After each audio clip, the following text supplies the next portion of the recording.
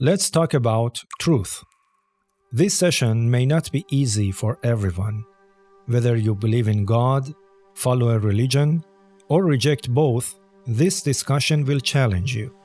Because today, we are touching something fundamental: rationality, logic, and intelligent understanding. And truth, the greatest treasure of life, cannot exist without them. In the previous sessions, we established something important. Truth must exist. Truth is not physical, it is awareness, and truth gives power. Now we go one step deeper. Truth must be rational. Think about this carefully.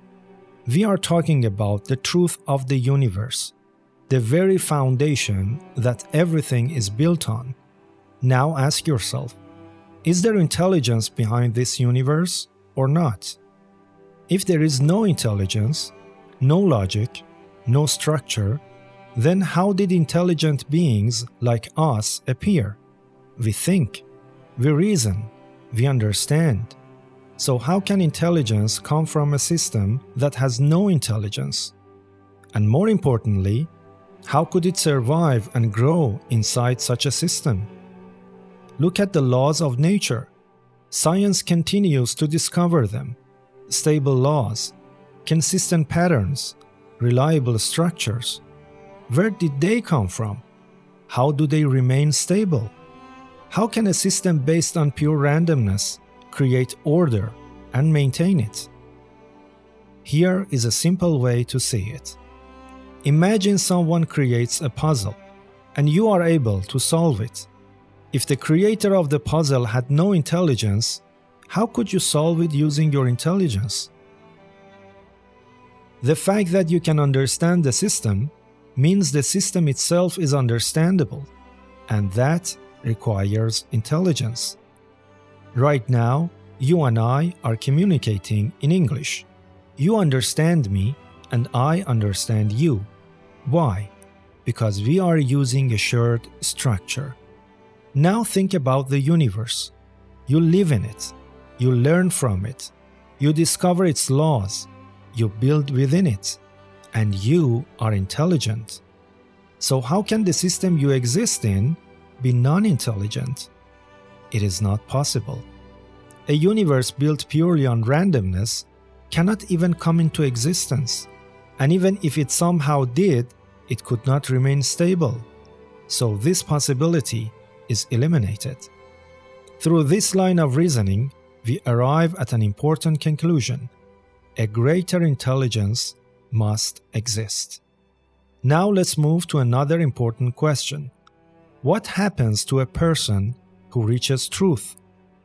Earlier we said, truth is awareness. So the one who reaches truth becomes aware, awake, clear. And that leads to something very important. They cannot think or act irrationally. Let me give you a simple example. A person who is asleep may walk into a wall because they cannot see. But a person who is awake will not walk into a wall. They see, they understand, they choose correctly. Now apply this idea. If someone claims to speak about truth, but their ideas are full of contradictions, their logic does not hold, their reasoning breaks apart, what does that show? It shows they are not connected to truth. They are still asleep. This applies to everyone. Let's take a religious person as an example. If their belief contains clear logical flaws, and those flaws are shown to them, what should they do? Continue believing? Or stop and think again? If they continue without logic, they are not following truth. They are following assumption. The same applies to someone who does not believe in God. If it becomes clear that their understanding of reality is based on incorrect assumptions and they still insist on it, then they are not truly seeking truth. They are resisting it. So, here is a key principle. Truth does not belong to belief. It belongs to logic. Now let's move forward. Many people see only a part of the truth, but claim it is the whole. And because they don't see the full picture, they fill the gaps with assumptions. And those assumptions often become irrational and false. Now ask yourself, why don't scientists argue over basic math or physical laws? Because those laws are clear, measured, defined. Everyone sees the same thing. But in philosophy, belief systems, and ideas about life, God, and existence, there is conflict. Why? Because the full truth is not yet fully clear. Parts of it are still hidden. And whenever there is darkness, confusion grows. This has its own reasons. For example, not everyone has the courage to face the truth, so they create their own version of it. Some people are simply too lazy to search and discover what the truth really is, and others have not yet developed the capacity within themselves to truly understand it.